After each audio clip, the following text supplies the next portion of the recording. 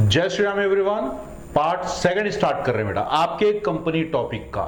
Chapter 2 company का topic है, part है सेकंड। बरोबर, हेडिंग लिखेंगे मेरे साथ, टाइप्स ऑफ कंपनी। ठीक, देखेंगे हमने क्या किया, टाइप्स ऑफ कंपनी को कुछ स्पेसिफिक पॉइंट्स में कवर कर लिया, कुछ ना कुछ बेसिस लेके उन सारे टाइप्स को कवर करने की कोशिश की है। ठीक, एक बात और बता दूं, यहां जो मैं लिस्ट बताऊंगा केवल इतने ही कैटेगरी नहीं होते बेटा, इसके अलावा भी और भी कैटेगरी होते हैं। बात समझ में आ रही है? तो समझते हैं। हमने टोटल या फिर कैटेगरी बनाए इसके 6। सबसे पहले लिखा मेंबरशिप के बेसिस पे। मेंबरशिप के बेसिस पे 3। सबसे पहले बोला प्राइवेट कंपनी, पब्लिक कंपनी और 1 पर्सन कंपनी। सेकंड कैटेगरी देखेंगे लायबिलिटी के बेसिस पे। तो लायबिलिटी के बेसिस पे मेरे पास 2 कैटेगरी है, एक है लिमिटेड बाय शेयर और एक है limited by guarantee. Third category देखेंगे इनकॉर्पोरेशन के बेसिस पे। तो सबसे पहली कंपनी इनकॉर्पोरेशन बेसिस पे, सबसे पहली कंपनी आती है स्टैट्यूटरी, दूसरी आती है चार्टर्ड और तीसरी आती है रजिस्टर्ड। और कौन सी कैटेगरी बनाई गई? कंट्रोल के बेसिस पे। कंट्रोल के बेसिस पे 2 कंपनी आएंगी, पहला आएगा होल्डिंग, दूसरा आएगा सब्सिडरी। फिर हमने एक और कैटेगरी बनाई स्टॉक मार्केट के बेसिस पे 2, listed company and unlisted company. अगली कैटेगरी अगर हम बात करें मेरे बच्चे तो अदर ले लिया मैंने। कुछ पॉइंट्स यहां पे क्या कुछ कैटेगरी और कवर करने हैं। Small company, dormant company, Indian company, foreign company, ये कुछ कंपनी के कैटेगरी हैं। बार बार बोल रहा हूं, ये सारे एक्सक्लूसिव लिस्ट नहीं है, इसके अलावा और भी हैं बेटा। तो इन सबको हमको समझना है। मेनली हमारा फोकस होगा 3 कंपनी पे, एक पब्लिक, दूसरा प्राइवेट और तीसरा 1 पर्सन कंपनी, जो आपके सिलेबस के लिए, आपके कोर्स के लिए काफी ज्यादा इंपॉर्टेंट है। बरोबर, स्टार्ट करते हैं। तो ऐसा करते हैं, हम 2 कंपनी को एक साथ पकड़ेंगे, पहली पब्लिक कंपनी, दूसरी प्राइवेट कंपनी। दोनों कंपनी का कंपैरिजन भी देखेंगे, दोनों कंपनी का मतलब भी देखेंगे और दोनों कंपनी के फीचर भी साथ ही साथ देखेंगे बेटा। इसका मतलब यह हुआ, यहां पे जो मैं टेबल फॉर्म करने वाला हूं, इस टेबल के थ्रू ही आप दोनों कंपनी को आसानी से कंपेयर भी कर लोगे और दोनों कंपनी का मतलब भी समझ में आ जाएगा। तो चलिए एग्जाम में लिखने वाला टेबल बनाते हैं बेटा। यहां पे लिया मैंने बेसिस, अगला टेबल प्राइवेट कंपनी का और अगला टेबल पब्लिक कंपनी का। तो 3 टेबल मैंने बना लिए। बरोबर, सबसे पहला बेसिस में मैंने लिया ट्रांसफर ऑफ शेयर। क्यों किसी कंपनी को प्राइवेट कंपनी बोला जाता है? Main reason transfer of share. Main reason क्या है कि कोई भी प्राइवेट कंपनी अपने शेयर्स को इजीली मार्केट में ट्रांसफर या सेल नहीं कर सकती। उसके प्राइवेट लोग होते हैं, केवल शेयर्स उन्हीं तक होंगे, किसी और के पास वो शेयर आसानी से बेचा नहीं जा सकता। कंपनी लॉ उनको मना करती है, उनको रेस्ट्रिक्ट करती है कि भाई साहब, if you are forming private company, आप अपने शेयर्स को मार्केट में ओपनली सेल नहीं करोगे। What about public company? Public company में कंपनीज एक्ट ने बोला कि भाई आप पब्लिक कंपनी हो तो आपको हम एक पावर देते हैं, आप आसानी से अपने शेयर्स मार्केट में बेच सकते हो। यहां में एक बात ध्यान रखो बेटा, यहां जो मैं मार्केट बोल रहा हूं, तो मार्केट का एक्चुअल मतलब security exchange board of India से है। कोई भी हमारी कंट्री में कोई भी शेयर जब खरीदा बेचा जाता है तो वो SEBI, security exchange board of India के अंदर ही खरीदा और बेचा जाता है। तो सिंपली अगर कोई आपसे पूछे व्हाट इज सेबी, तो सिंपल बोलिएगा SEBI is a market place for purchasing and selling of shares. बरोबर, अगला पॉइंट देखते हैं। अगला पॉइंट हमने लिया paid up capital. Private company का minimum paid up capital 1 lakh रुपए रखा गया। मतलब अगर तुम प्राइवेट कंपनी बनाना चाहते हो तो आपको मिनिमम पेड अप कैपिटल कितना रखना पड़ेगा? केवल 1 लाख। 1 लाख में आपका काम बन जाएगा। जबकि पब्लिक कंपनी के लिए मिनिमम पेड अप कैपिटल हमको चाहिए 5 लाख रुपए। 5 लाख मिनिमम चाहिए, उसके बाद ही आप कंपनी फॉर्म कर पाओगे। नेक्स्ट पॉइंट देखेंगे मेरे बच्चे, मेंबर। प्राइवेट कंपनी में कितने मेंबर होंगे? केवल 2। मिनिमम मेंबर केवल 2 होंगे। प्राइवेट कंपनी मेंबर समझ रहे हो ना, शेयर होल्डर्स कितने होंगे? केवल 2। मैक्सिमम कितने हो सकते हैं? In case of public company में मिनिमम मेंबर होंगे 7 और मेरे बच्चे उसके मैक्सिमम मेंबर की कोई लिमिट नहीं है। मतलब एक पब्लिक कंपनी जितने नंबर ऑफ शेयर्स इशू करती है उतने नंबर ऑफ उसके मेंबर हो सकते हैं। तो there is no limitation for public company. Private company के साथ लिमिटेशन काम करेगा। नेक्स्ट पॉइंट देखेंगे, इनविटेशन टू पब्लिक। क्या बोला? Invitation to public for subscription of share. Share खरीदने के लिए कौन सी कंपनी इनवाइट कर सकती है? तुम लोग बताओ, कौन सी कंपनी? सीधी बात है ना, पब्लिक कंपनी। प्राइवेट कंपनी नहीं कर पाएगी। क्यों नहीं कर पाएगी? क्योंकि कंपनी लॉ ने मना कर रखा है कि भाई साहब आप अपने शेयर मार्केट में नहीं बेचोगे। तो जब तुम्हारे पास शेयर को बेचने का पावर ही नहीं है, ओपनली अपने मार्केट में अपने शेयर्स बेच नहीं सकते, तो पब्लिक को इनविटेशन देने का भी पावर नहीं होगा ना। समझ में आती है बात? बोलो बोलो हाँ या ना बेटा। अगला पॉइंट देखेंगे, कमेंसमेंट ऑफ बिजनेस। कौन सी ऐसी कंपनी है जो आसानी से अपने बिजनेस को स्टार्ट कर लेती है?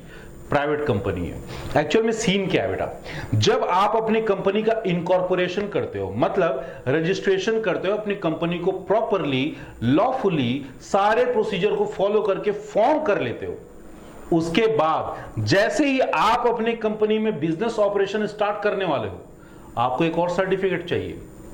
कौन सा? कमेंसमेंट ऑफ बिजनेस का सर्टिफिकेट। कहां मिलेगा? रजिस्ट्रार ऑफ कंपनीज के पास। ठीक है, लेकिन ये सारे क्लॉजेस, ये सारे रूल पब्लिक कंपनी में लगेंगे। प्राइवेट कंपनी में इस चीज की छूट है, इस चीज से आजादी है कि भाई साहब आप इनकॉर्पोरेशन बस कर लो, उसके बाद अपना बिजनेस स्टार्ट कर लेना, कोई प्रॉब्लम नहीं है।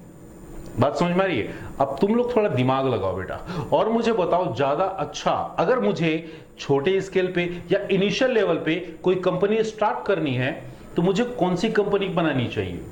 Private company. पता है क्यों? चलो एक काम करते हैं, इस बात के लिए हम एक नया सेपरेट पॉइंट डिस्कस करते हैं कि भाई प्राइवेट कंपनी बनाने का फायदा क्या है। इंस्टेड ऑफ पब्लिक कंपनी अगर हम प्राइवेट कंपनी बनाए तो हमको कौन कौन से एडवांटेज मिलेंगे? एडवांटेज नंबर वन, केवल हमको चाहिए कितने मेंबर? 2 मेंबर। पब्लिक कंपनी में कितना चाहिए था? 7।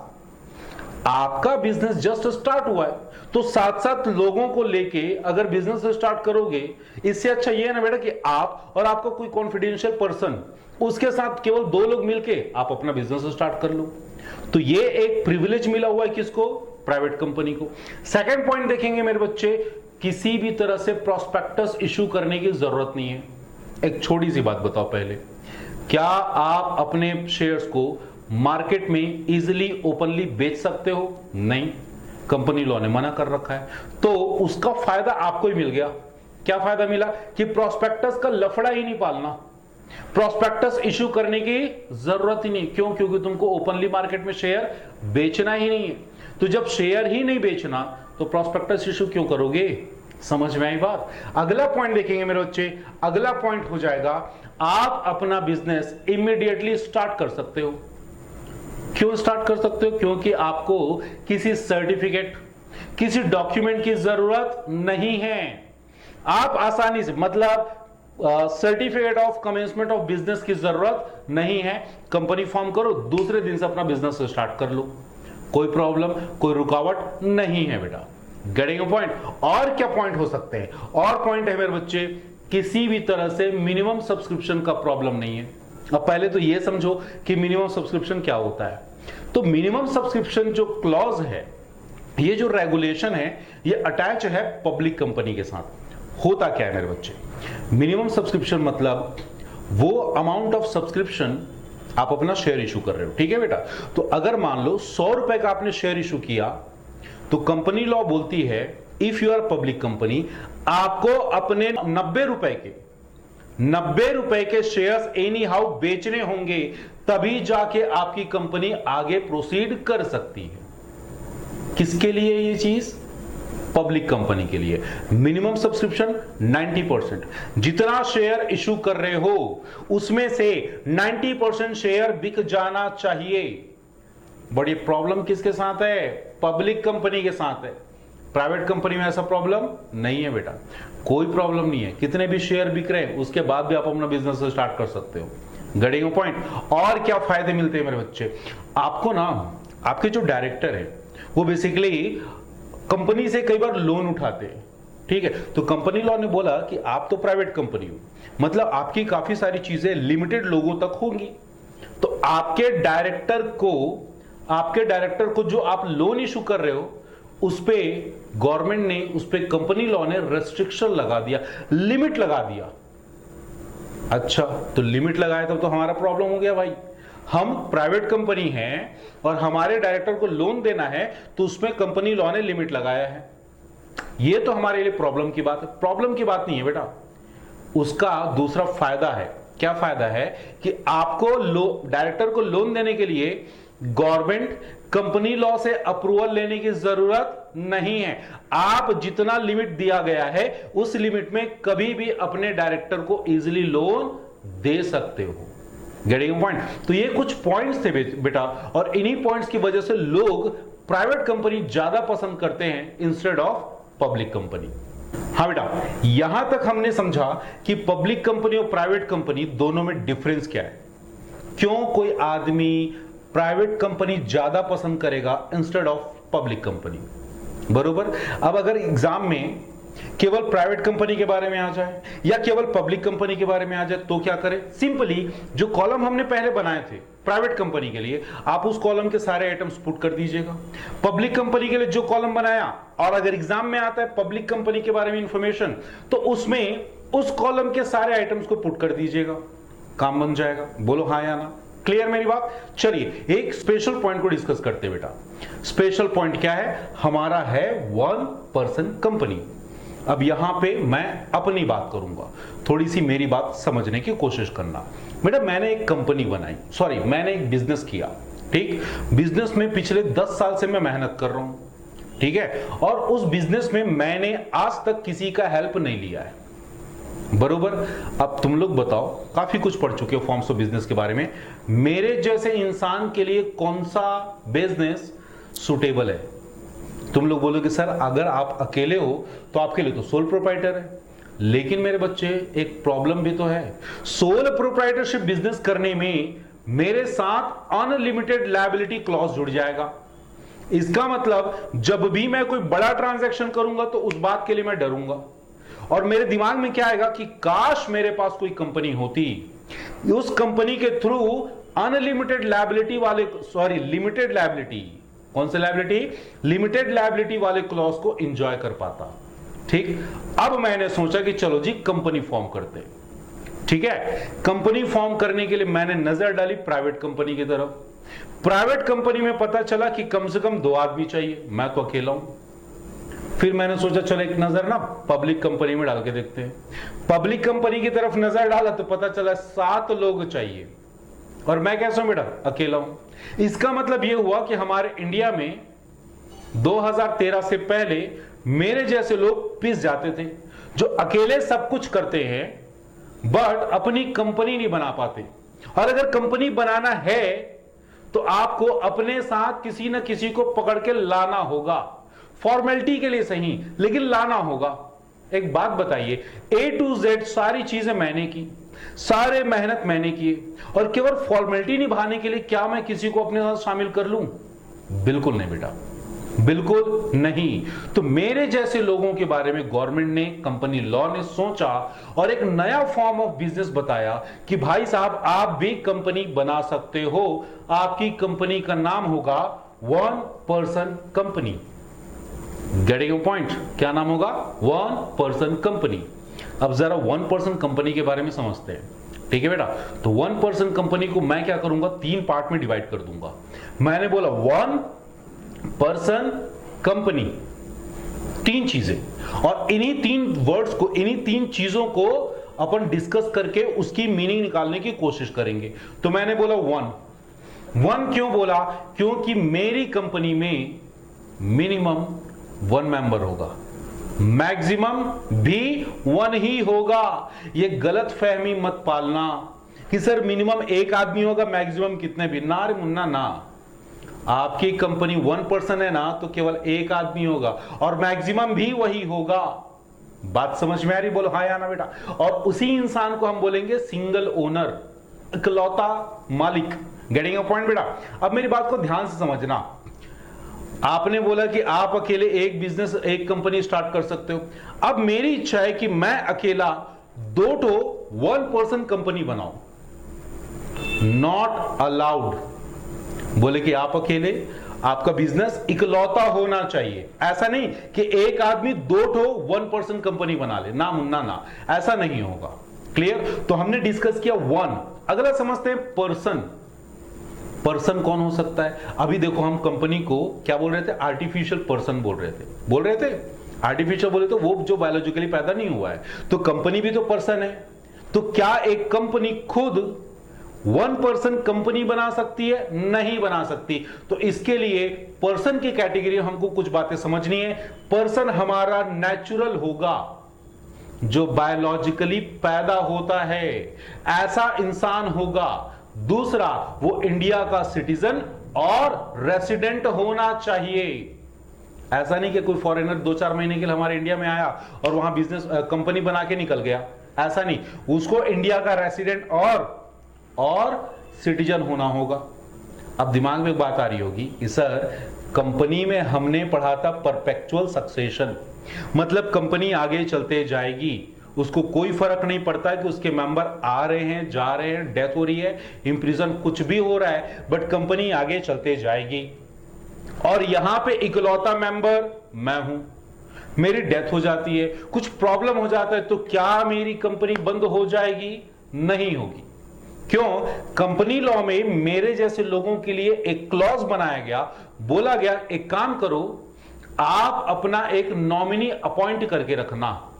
नॉमिनी मतलब वो आदमी जो मेरे बाद मेरे सारे राइट्स, मेरी सारी लायबिलिटी को एक्सेप्ट करेगा। नॉर्मली हम क्या करते हैं बेटा? एक इंसान अपने नॉमिनी में किसको भरता है? वाइफ को, मम्मी पापा को, बच्चों को। जैसे कई बार ना बैंक में देखोगे आप लोग, बैंक में क्या होता है, आपने अकाउंट ओपन करवाया तो बैंक वाले पूछते हैं नॉमिनी किसको रखोगे। नॉमिनी का मतलब वो पर्सन जो आपके जाने के बाद, आपको कुछ हो जाने के बाद आपके बैंक अकाउंट को हैंडल करने वाला है। एग्जैक्टली उसी स्कीम पे, उसी सिस्टम पे 1 पर्सन कंपनी में मेरे जैसे लोगों के लिए जगह बनाई गई कि आप भी नॉमिनी अपॉइंट कर लो, और जैसे ही आपको कोई प्रॉब्लम होगा, आपके बाद वो बंदा उस कंपनी को उस कंपनी को हैंडल करेगा। गेटिंग अ पॉइंट बेटा? तो ये हमारी कंपनी के, पर्सन के लिए ये सारी बातें आपको याद रखनी है।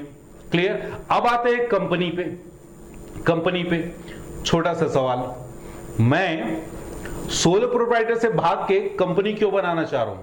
क्योंकि कंपनी बनाने का सबसे मजेदार पॉइंट यह है बेटा कि मैं और मेरी कंपनी दोनों अलग रहेगी। और यहां पे कंपनी बनाने के लिए आपको मैक्सिमम 50 लाख रुपए का कैपिटल लगाना होगा। मैक्सिमम, उससे ज्यादा नहीं लगा सकते। और अगर उससे बड़े स्केल पे अगर आपको बिजनेस करना है बेटा, तो आपको प्राइवेट या फिर पब्लिक कंपनी में जाना होगा, कन्वर्ट होना होगा। क्लियर? एंड आपका टर्नओवर भी 2 करोड़ से ज्यादा नहीं होना चाहिए। कंपनी बनाने के लिए कुछ शर्तें भी डाली गई। इतने सारे बेनिफिट दिए तो साथ साथ कुछ शर्तें दे दिए कि भाई साहब, आपका पेड अप कैपिटल 50 लाख से ज्यादा नहीं होगा और टर्नओवर 2 करोड़ से ज्यादा नहीं होगा।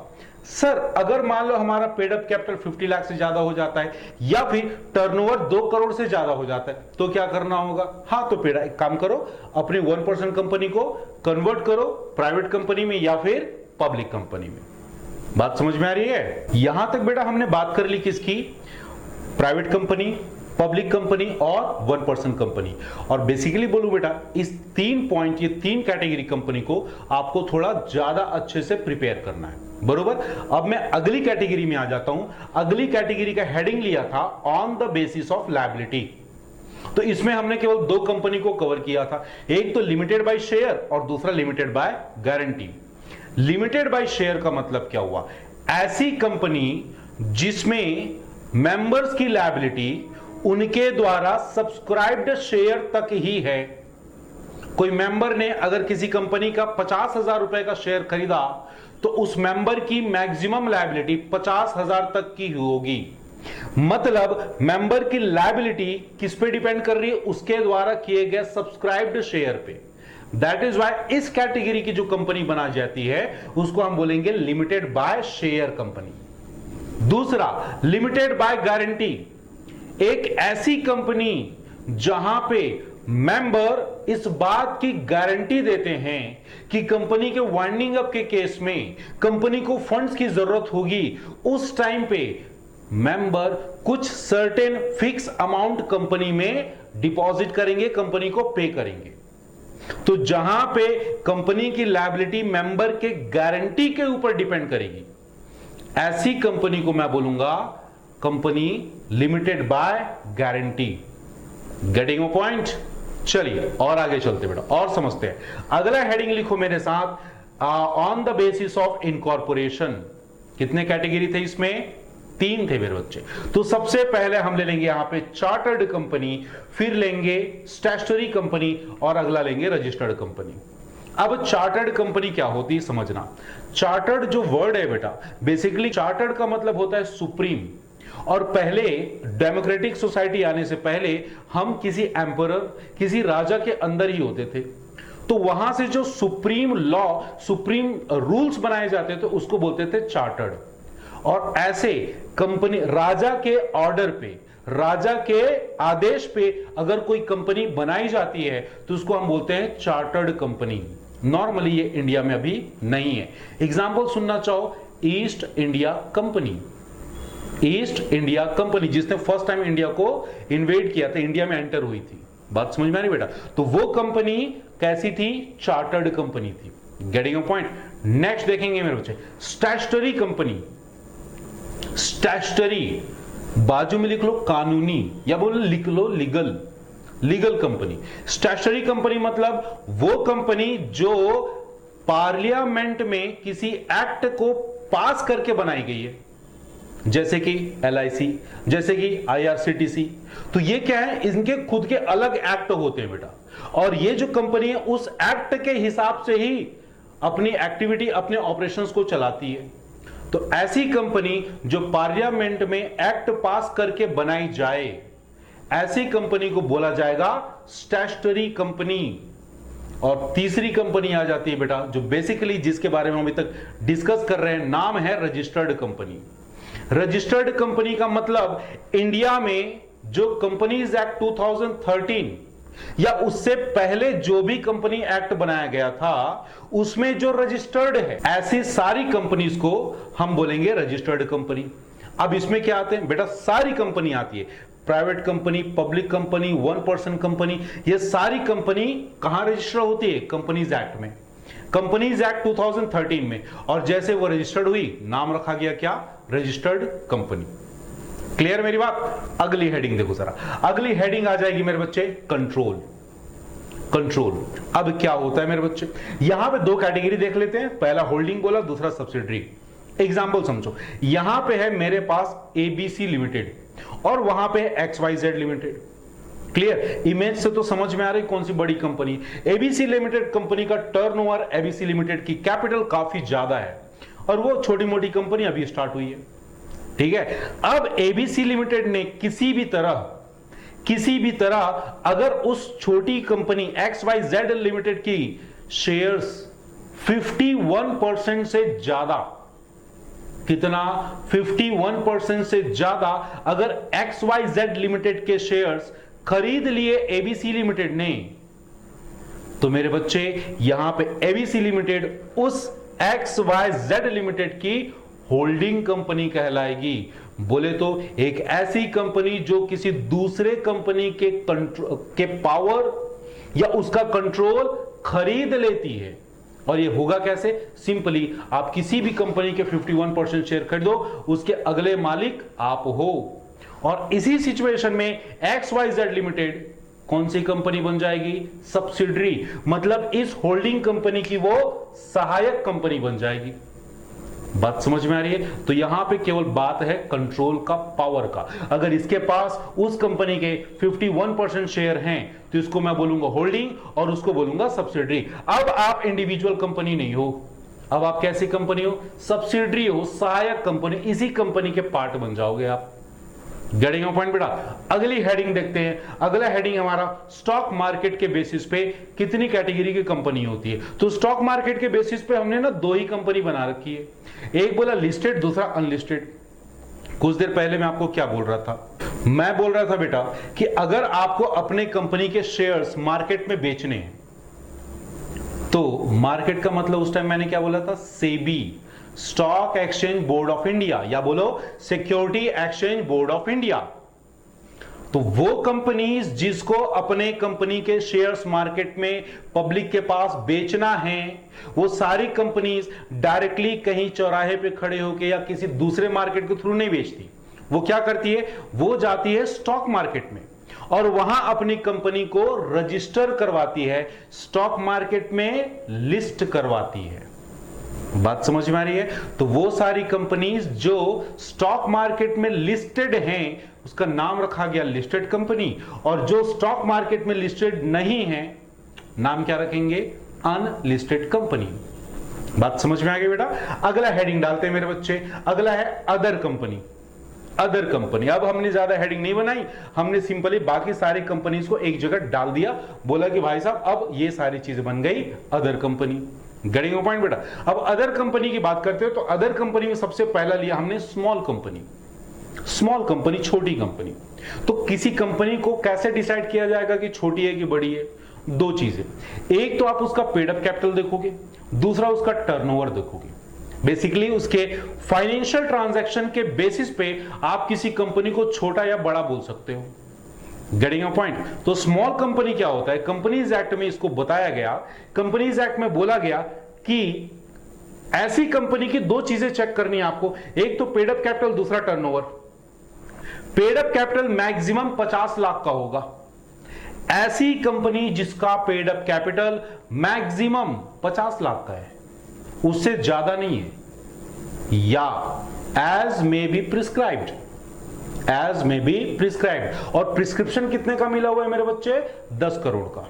तो मैक्सिमम किसी कंपनी का, एग्जिस्टिंग कंपनी का कैपिटल, पेड अप कैपिटल अगर 50 लाख से कम है तो आप उसको समझोगे स्मॉल कंपनी। एंड उसका टर्नओवर 2 करोड़ से ज्यादा नहीं होना चाहिए, 2 करोड़ से ज्यादा नहीं होना चाहिए, या फिर as may be prescribed.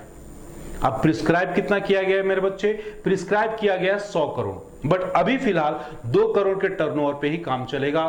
50 lakh का मैक्सिमम कैपिटल, 2 करोड़ का मैक्सिमम टर्नओवर। अगर इन दो क्राइटेरिया के अंदर में कोई कंपनी है, कोई कंपनी जिसका पेड अप कैपिटल 50 लाख से ज्यादा नहीं है, कोई कंपनी जिसका टर्नओवर 2 करोड़ से ज्यादा नहीं है, तो ऐसी कंपनी को आप बोलोगे स्मॉल कंपनी। गेटिंग पॉइंट बेटा? एक बात ध्यान रखना कि कोई भी स्मॉल कंपनी पब्लिक कंपनी नहीं होती। मतलब ये जो स्मॉल कंपनी के बारे में आप बात कर रहे हैं, वो हमेशा अदर देन पब्लिक कंपनी होगी।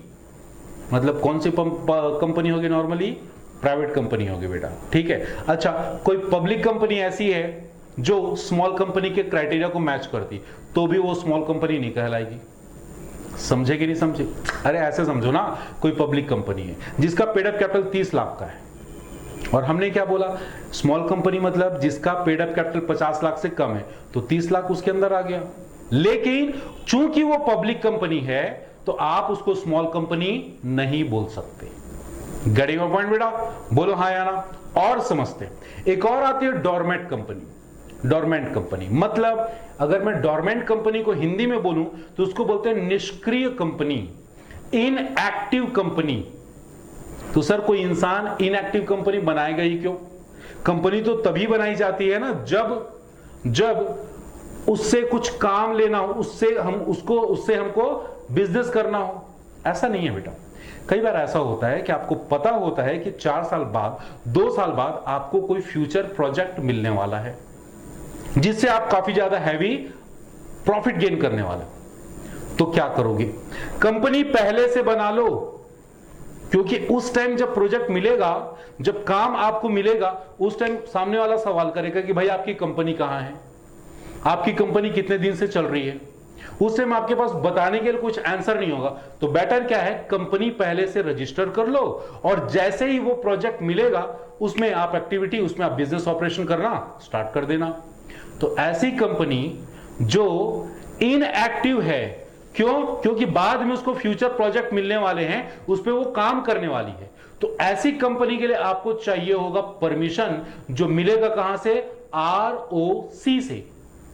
ROC का मतलब रजिस्ट्रार ऑफ कंपनीज के बाद उसके पास आपको एप्लीकेशन देना होगा, और वहां से आपको जो सर्टिफिकेट मिलेगा वो उस बेसिस पे आप एक डोरमेंट कंपनी फॉर्म कर सकते हो। क्लियर मेरी बात? और समझते हैं बेटा। और क्या बोला?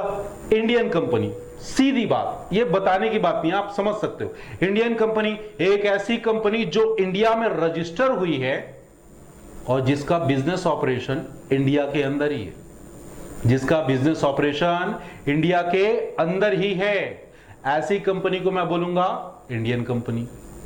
ठीक है, एक और कंपनी बोला हमने फॉरेन कंपनी। एक ऐसी कंपनी जो इंडिया से बाहर रजिस्टर हुई है और उसका बिजनेस इंडिया में है। क्या बोला? एक ऐसी कंपनी जो रजिस्टर इंडिया से बाहर हुई है बट उसका बिजनेस ऑपरेशन इंडिया में चल रहा है, इंडिया में वो काम कर रही है। तो ऐसी कंपनी को हम जानेंगे बेटा किस नाम से? फॉरेन कंपनी के नाम से। क्लियर मेरी बात? ढेर सारी कंपनी के बारे में हमने पढ़ाई की बेटा। 3 कंपनी को किसी भी तरह एनी हाउ आपको अच्छे से रेडी करना है, प्राइवेट कंपनी, पब्लिक कंपनी और 1 पर्सन कंपनी। क्लियर? तो यहां पे आपका टाइप्स ऑफ कंपनी का जो वीडियो है, जो पार्ट है, वो होता है कंप्लीट। मिलेंगे आपसे अगले वीडियो में। Till then keep smiling, keep studying.